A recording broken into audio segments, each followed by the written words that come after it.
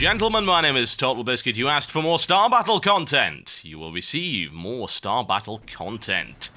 Yes, indeed. Well, there's been an update to Star Battle, fairly significant one, in fact. They've added a new ship, as you can see here. This is the Void Ray, and they've also done quite a lot of work in terms of diversifying the various ships. There's a lot of cool things now available that weren't in the game before.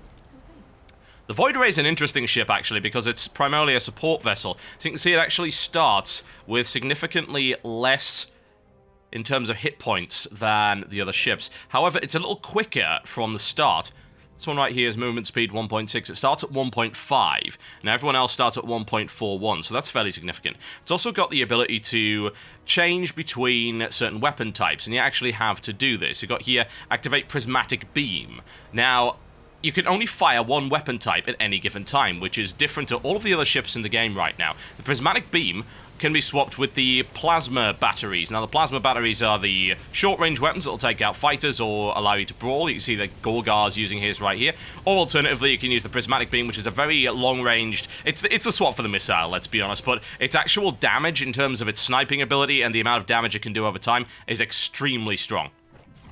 Now, unfortunately, this game doesn't really work out so well in terms of equal fighting because we ended up losing 2 players very early on. We'll lose one of ours a little bit later, but this is just for demonstration purposes more so than anything.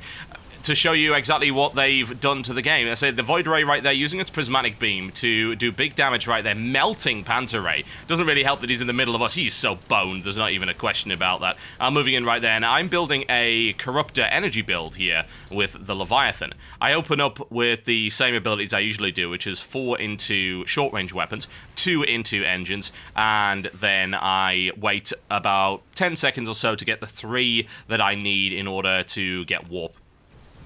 However, turns out you don't really need warp anymore with the Leviathan. Leviathan has a new upgrade, which really sets it apart from the others. And what it allows it to do is, when it's out of combat, it can mutate without going back to the home base. That's really, really powerful, and I will show you that later. Aside from that, there have been some changes lately that have made feedback a less attractive option. It now costs significantly more to actually research, and it costs more to use, so it's not quite as dangerous. That makes energy-heavy builds like the Corruptor Leviathan a more viable option, and you will be seeing that later on as I go for some major energy.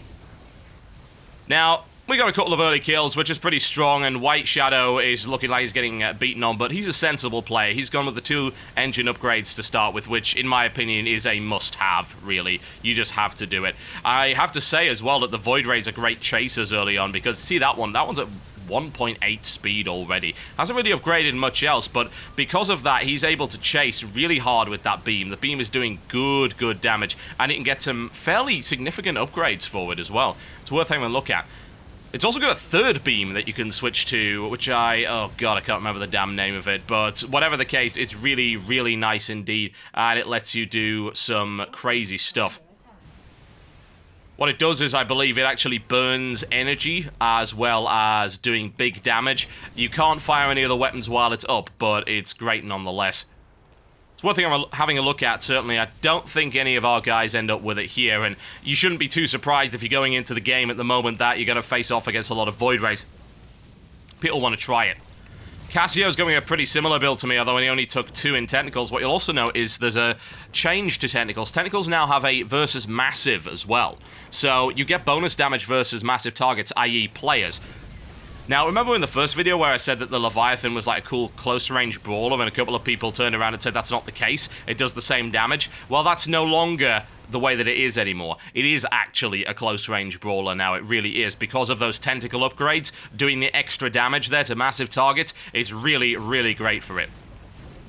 Now, in terms of what farm I'm getting here, it's pretty solid, honestly. Not ahead of Gorgar. Gorgar's been doing incredibly well, but I'm doing alright, really. In terms of how to farm in this game, it really comes down to positioning.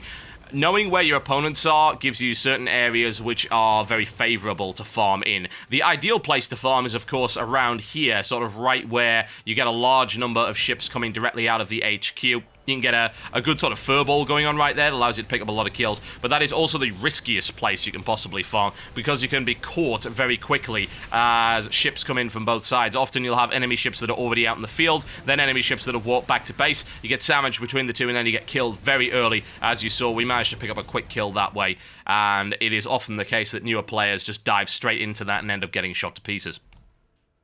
It's often good to get a little farming group together, or at least know that you have people that can warp in on you. Usually in an arranged team environment, it's a bit safer to do that because you can arrange it so that you get a couple of guys in the middle trying to get big farm, you make those your carries, and then when the enemy come in to try and get them, you warp in on them and you try and nail a couple of them. With organized fire and focusing, then you can do it. Hiroto and Gorgar getting chased off right there. These two don't seem to really know what they're doing in terms of using their Void Rays. I mean, Little Ghost, I believe, quit earlier, so he's being controlled by somebody else. But you need to swap over. You need to activate Prismatic's Beam. There is a hotkey for this. So it is not as difficult as it sounds, but you need to swap over. Right, I've started building my Corruptors right now. So I've got a good amount in energy. I'm going to get more as we go on, but Corruptors are really, really good. And they do 100 damage versus massive. They can tear through people. You can also micromanage the Corruptors, by the way. You can actually target them individually, so you can sort of select them like this, select what you want to target on. And I would recommend that you do that because you want to be locking them on, but with, say, a close-range Leviathan, you need to be moving as opposed to actually attack moving or anything like that, because tentacles don't work the same way. All short-range weapons don't work the same way as the longer-range weapons. They're going to auto-target, so you need to hug them. You really need to get all the way onto your target and make sure that you stay as close as possible and not click attack, because if you get out of range, then your ship's just going to stop, which is pretty lousy. You need to keep clicking ahead. You can see there, I'm clicking just ahead of my opponent, and whatever the hell his name is, Maju, is getting torn apart, and I actually screwed up right there, and I clicked attack, which is why I slowed down to a crawl. And the newer build, acceleration has also been nerfed quite a bit. Little Ghost's going to get torn apart there as well. It's not good for him at all. Like I say, that was being controlled by somebody else, so it's a little bit trickier. That's a nice little batch of Corruptors we've got going on right there. Cassio's got a bunch of them. He's got an energy build, and also I've got an energy build as well. I'm also upgrading a little bit of armor here and there when I can. Corruptors do pretty well against fighters as well, as you can see. They've got quite a lot of health. They're not as good against fighters as, say, they are against these, but you can put them down and they can do a little bit of farming for you.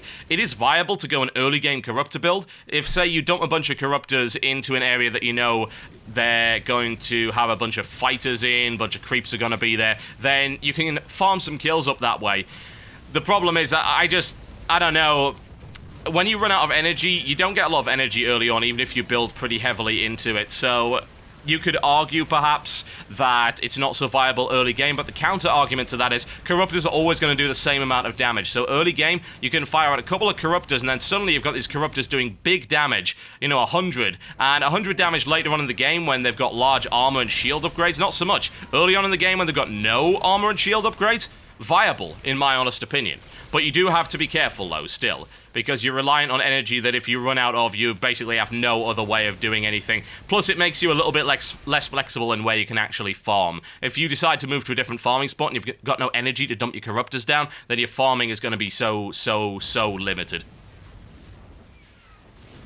Blackout is just hanging around, really. There's not much that he and White Shadow can do. Trying to get some farm up. It is possible to come back from this, by the way. You can get a lot of upgrades and maybe a lucky nuke or a good use of abilities that will allow you to tear your opponents apart. Gorgar getting torn up right there, if you look at that. The Amato cannon. These things are really, really fragile. It's good that he's added some diversity to the game, the editor, to this. It's really, really good that he has. He's going to die from that. Wow, there you go. He's got no health. If you use a Void Ray, you are really, really fragile, but with the Flux Vein upgrade, you actually have better speed and better acceleration than any other ship in the game. So it is something to consider. White Shadow is going to get caught out of position, but no, he's not getting away from that. It's just not going to happen, is it? Yeah. Even at this stage of the game, it is still possible to pick up kills. Maju's actually picked up a different ship right here, one of the ones that quit out early on in the game. I'm going to get in nice and close to him, and I'm going to dump down some Corruptors. I'm actually hiding them beneath my ship, so he is just toast. There's no question about that. Look at how many Corruptors we got there. It's a good build now, actually. It really is. It can still be countered by feedback and EMP, but it's not quite as crazy as it used to be, where feedback was absolutely dominant. Still a very powerful ability, which is why it costs an awful lot to get a hold of, but it's not as common now.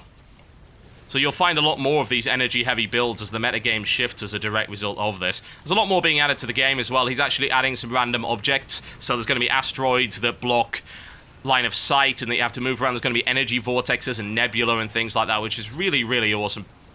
The editor of this has done an absolutely absurdly good job of upgrading the game.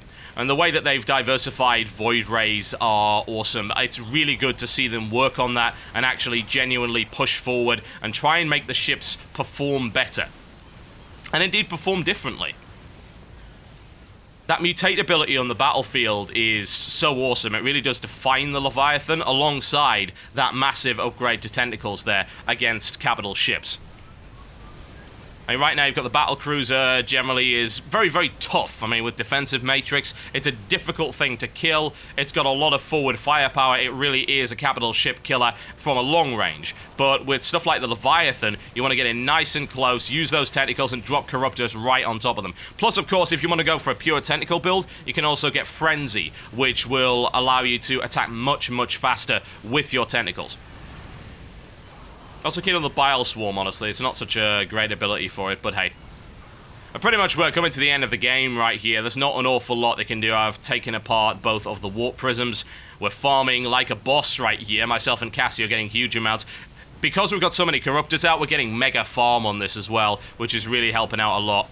Cassio's warping out. No, he decides against it. Actually, he got interrupted, I think, by the Phoenixes. Phoenixes don't have shields anymore, by the way. They used to be a little bit silly in that regard, so they've just taken the shields off them completely. Look at that. That's a lot of farm to get. Blackout coming in at me once again. He does have a Yamato cannon, but I don't think he's going to be able to sit next to me. And he's about to find out exactly why that is. Corruptor's coming in right then. You suddenly see his hull melting. He has some armor upgrades, which are helping, but he can't sit with my Corruptors and my tentacles in close range. He knows it, and he's being driven away. This is a matter of time, folks, honestly. I'm going to sit forward a little bit just to see the exciting conclusion. I.e. the I am going to melt him conclusion. Forwards, get forward. There we go. He comes out of there, which is pretty brave. You know, what else are you going to do at this stage? But look at that. Have some Corruptors. Enjoy. He's bleeding pretty hard right here. He might even end up on red health. He's got good armor, though. He really does. And that's a good thing to have later on in the game. You can actually negate a lot of standard weapons very effectively there. So you become more reliant on energy and special abilities. Because we managed to take out both warp prisms, these are not so powerful anymore, these beams that the mothership actually fires. Oh yes, that's what's called Purifier Beam. Yeah, that's what the Void Ray has. It's really, really cool. I'll show it to you in a future video. It's really quite a nice effect. Oh wow, so many explosions. My frame rate dropping once again with this map, and he just can't. Even with the repairs, it's not good enough. So many Corruptors, big firepower, and we take that game. Again, not particularly balanced, but that's a way to just show you the Corruptor energy build in action. I did buy an awful lot of energy upgrades. Energy upgrades are really cheap, so you can stack them up. I had 700 energy and a lot of recharging by the end of it, so it was easy to recharge. Got a little bit of armor as well, which did help me survive just a little bit better. 4 technical upgrades at the start. Heavy into the Corruptors, and it worked really, really well. The only thing I would say to add to this build, honestly, is to also put Corruption into it, because Corruption is a debuff you can put on the target, which will increase the damage it takes, so you can do a full 20 more damage with each Corruptor shot, so that's major. That's really, really good for a Corruptor build, and I would highly, highly recommend it, and for a Brawler build as well, honestly, with the tentacles. It's good stuff. Star Battle, ladies and gentlemen, more content to come. My name's been Totalbiscuit. I think I'm coming down with a cold. Can you notice? Oh, man. I'll see you next time.